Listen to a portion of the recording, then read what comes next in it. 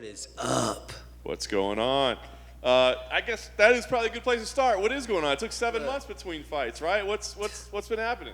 It's like that all the time. You know, what's been happening is all these opponents kept pulling out all the time. You know, it's like, it's always something, you know what I mean? When I fought Jerome Rivera, Benice Bondar, he had to pull out. When I fought Manil Kopp on 3 weeks' notice because Amir Albazi pulled out.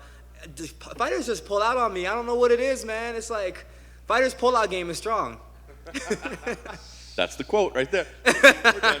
No, all right. Talk about your last performance. So a decision win, but I know you're not typically fighting to decision. So were you satisfied with that, happy with that, or is it like if I don't get the finish, I don't feel like I got what I wanted? So I wasn't satisfied with that, mainly because I had 3 weeks to 6 weeks to prepare for that fight, and I had just coming off of a loss with Manil Kopp, quit my job, working with kids.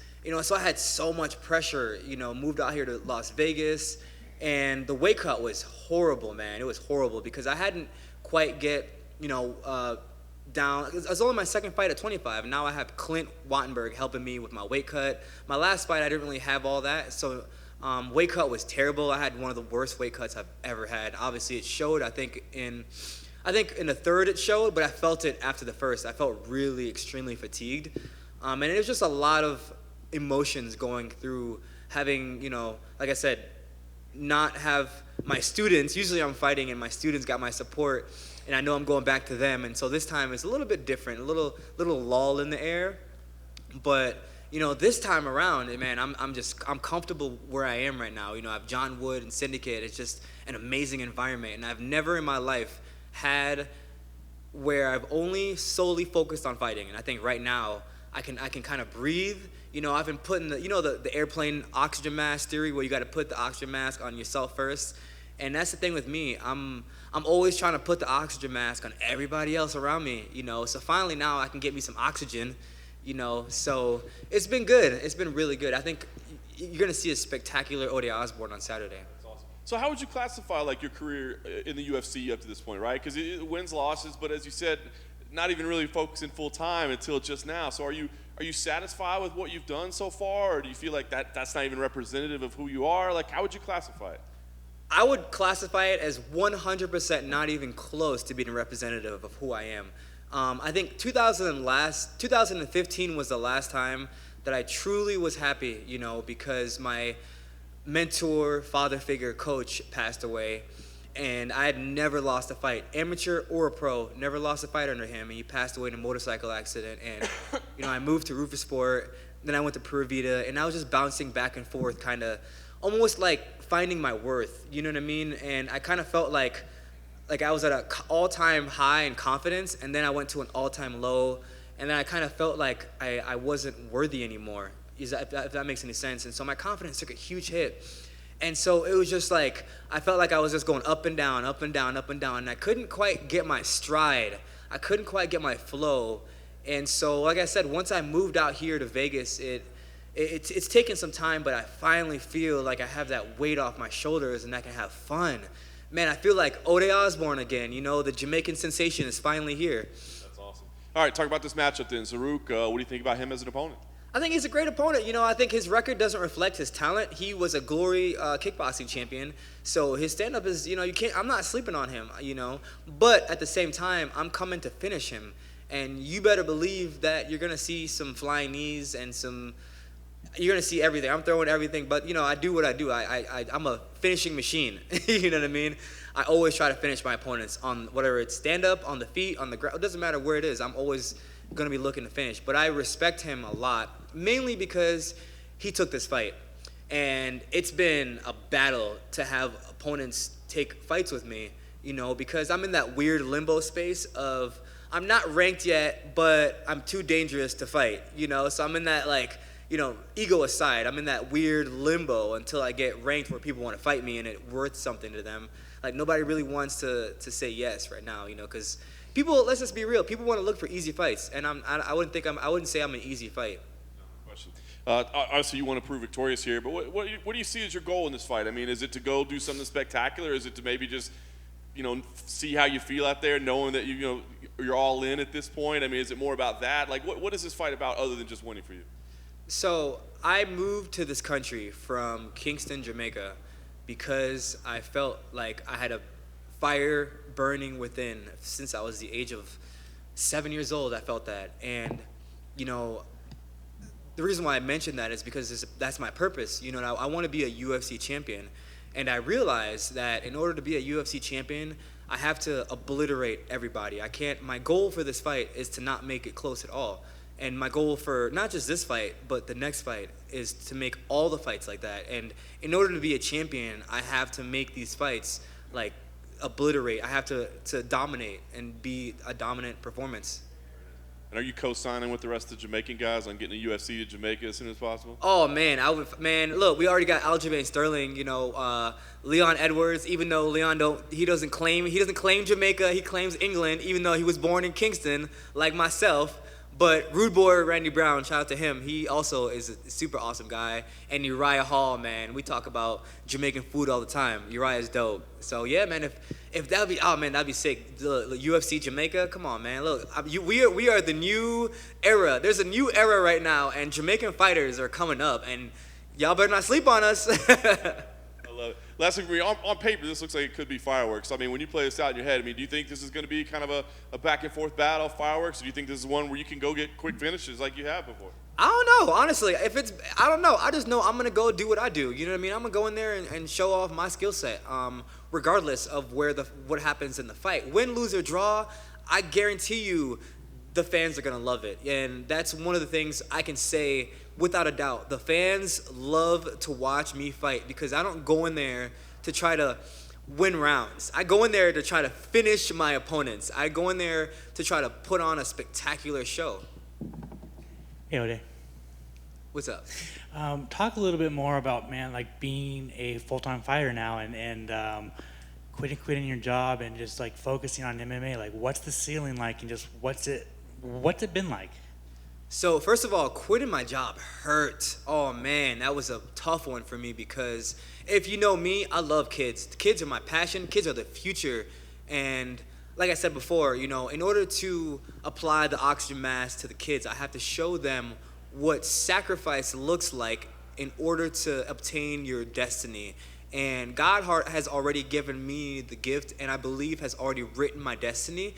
I just have to trust in Him and follow His plan. But it feels amazing when I tell you that I've had time to myself to kind of reflect and build mentally and physically, especially being at Syndicate where the environment is it's just such an amazing environment. You know, John Wood is such an amazing coach. You know, he's ugly, but he's an amazing coach. You know, we got Vince Morales, just one of the most, you know, I learned a lot from Vince because Vince is one of the most humble human beings I've ever met. You know, he's just so humble. You know, I'm like, bro, you're on your third fight contract right now, and you're fighting like the bottom of the opening up he's opening shows on his third fight contract, and here I am, like, you know, on my second contract on the main card, you know. So, but Vince is always like, you know, he's so humble, and I like being around him because I like people like that to rub off on me. You know, ego aside, I always want to be. You know, there's all these Sean Stricklands and Conor McGregors and Colby Covingtons, which is good for the sport, great for the sport. But sometimes the sport needs more Jamaican iriness. You know, some good people to you know, spread some positivity and some love. And I know that gets annoying because people want the drama. But you know, I'm here to bring something new to the UFC, and I think people will, hopefully, if they don't like it, then you know what, to hell with them. If they, you know, I'm here for the people that want that positive vibes. You know, I'm here to spread that peace, love, and positivity. That's what the world is all. There's so much war going on right now, and everything, you know, and there's not enough of the love and the peace and the positivity. So that's my message along, you know, being in the UFC in my career. You got bumped up to the main card last week. What do you think that just shows about you and this fight that's going to take place on Saturday? Well, for me personally, I think that is an honor to be on the main card, but I can't let it get above, you know what I mean? I can't put it up here because then once you do that and once you put it up here, then the goal kind of slips away, you know what I mean? And it's the same goal. And I remember that happening when I fought on the Conor McGregor card when he fought Donald Cerrone. I got bumped to the main card, and I was like, oh, man. And I made it this big thing, and I lost track of what was truly important, which was winning the fight. So, I love being on the main card, and it's going to give me a lot of exposure. But I also have to keep the face and be aware of me and myself. Finally, what's your favorite Bob Marley song? Oh, don't worry about a thing, because every little thing. All right, you get the idea. Fantastic song. Yeah, man. Look, feel the rhythm. Thank you. Oh, yeah. You mentioned Jamaican food earlier. Considering the grueling nature of weight cutting, is there anything you're fantasizing about eating once you can celebrate and eat whatever you want after Saturday night? Oh, I'm fantasizing about eating some rice and peas. And for all my Jamaicans out there, I'm going to speak Pato right now. For all my Jamaicans out there, if the rice and peas not a pig's tail, I don't want it. I just said, if the rice and peas doesn't have pig in it, I don't want it. Because that's what they use. They use to flavor the meat. They soak the pig in salt and marinate, and they use it to flavor the rice, and it brings out that, ooh. Do you have any cheat days you can have during training, or is what you eat and drink quite regimented and strict to make 125? Right now, Clint's on my ass, so no, I don't have much of cheat days. I try, I try to get my weakness is sweets. I love candy and I love sugar. When I don't have sugar, I just get this lull. I just get become a zombie. So I'm trying to figure out. Clint's been helping me figure out ways to put natural sugars in my body so that I don't have those crashes. What natural sugars?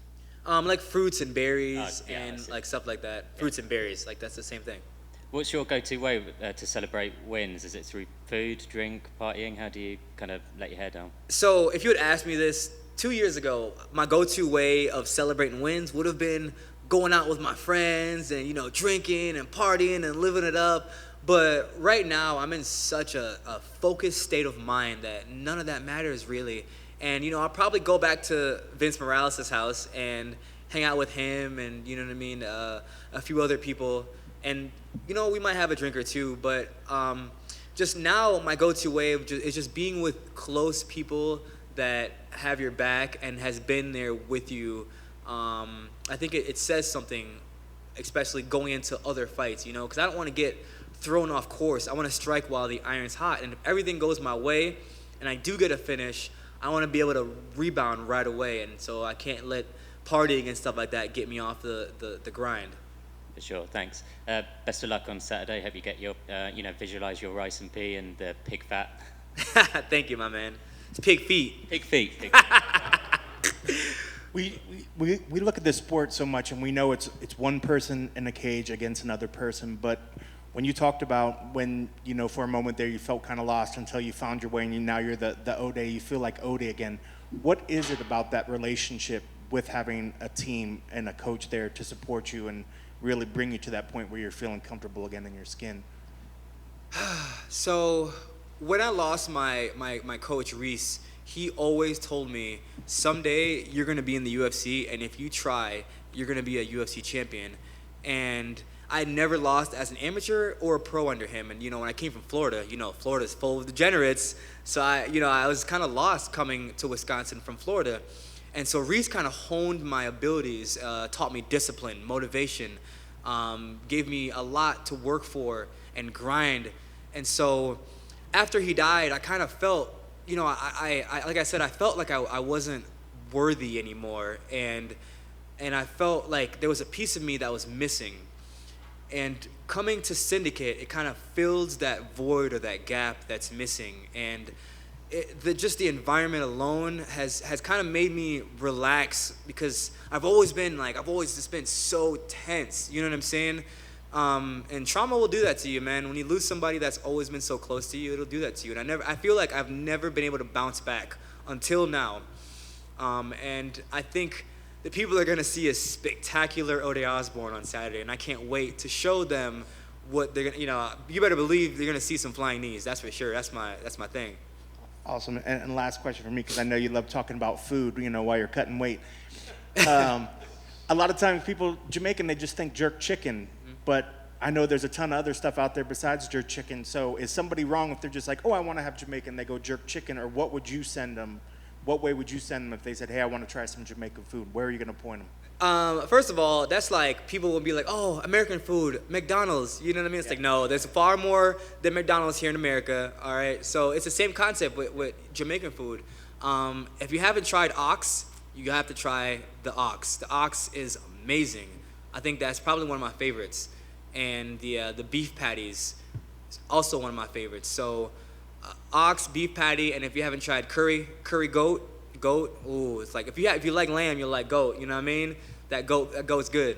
So if you're going to dinner with somebody and they order the jerk chicken, you're side-eye giving them some looks. I mean, it depends. If it's their first time eating jerk chicken, then I won't knock them. You know what I mean? But if they're like being basic and just ordering jerk chicken all the time, I'll be like, bro, come on, man. You better have the ox. You better have you some ox. The ox is good. But, you know, people sometimes they don't like to experiment. So, you know, it is what it is. Best of luck on Saturday. Hey, thank you. Thanks, my man, for taking the time. If you were given the preference, do you want to go back to that T-Mobile Arena, get that energy, or you're good with the Apex? Ah, man, it don't matter to me because through and through, I'm a fighter. Through and through, I was born to be a warrior. You know, God put me on this earth to use fighting as a platform to spread his message and build in the world, etc., all that other stuff. But the reason why I bring that up is that really it doesn't matter to me because at the end of the day, it's the same cage, you know, and I think I like the Apex though because I can hear my coach. And when you can hear your coach in the corner, it makes a world of a difference. And sometimes that loudness, when I fought at Madison Square Garden, it was dope, man. It was cool. The environment was cool. Walking out was cool. But sometimes you can't hear your corner as much, you know. So being at the Apex, when you can hear your corner, makes a world of a difference. So I love that. That's excellent. Thank you for sharing. And Of course. we could hear about it or social medias, yada, yada, but it's better to hear it directly from the source. What's good with the scene as far as like UFC Fight Night Jamaica? Like how big is it? Is it competing with soccer? How big is MMA as far as Jamaican goes and the fans and all that? So boxing is really big in Jamaica. Like Jamaicans are huge with boxing. It's huge. MMA is actually just starting. There's actually a few gyms out there now. I want to say there's about 2 gyms in Jamaica right now, and they don't have much. You know, I follow them on Instagram, and they have like they're literally, you know, wearing like shin pads and gloves, and they're out there. Sometimes they'll be out there. I watch videos of them being like on the concrete, you know, sparring, and I'm just like, y'all, look. If we get a good foundation, I'm telling you, man, we get a good foundation in Jamaica, it's a wrap. It's a wrap. That's excellent, man. Best of luck on Saturday, and we'll make sure not to be basic with the jerk chicken. Someday, don't be basic with the jerk chicken. Just to jump on that, who's the main influence for boxing in Jamaica? Is it Lennox Lewis? Yes, it is. And so my uncle was a really good boxer. He was undefeated as a professional in Jamaica. And then he retired. He retired as an undefeated boxer. But yeah, I don't know too much, but I do know boxing is huge because that was something we used to watch as kids in Jamaica. And what's the best Jamaican candy? I know you were saying candy is like one of your things that you love. Oh, there's so much, man. I don't even know. We call it, well, we say sweets like, you know, you guys do in Europe. We say sweets. So I would say this thing called coconut drops. It's almost like a coconut pastry that has like coconut shreds. Oh, I love that, man. I love coconut drops and stuff like that. Oh, I just, even thinking about it, my mouth salivating. I know you've been replacing fruits with the sweets, but can you fool your body into thinking like a peach is the coconut drops or anything like that, or is there nothing that compares? Oh, I try, but my body's like, man, you better get out of here with that.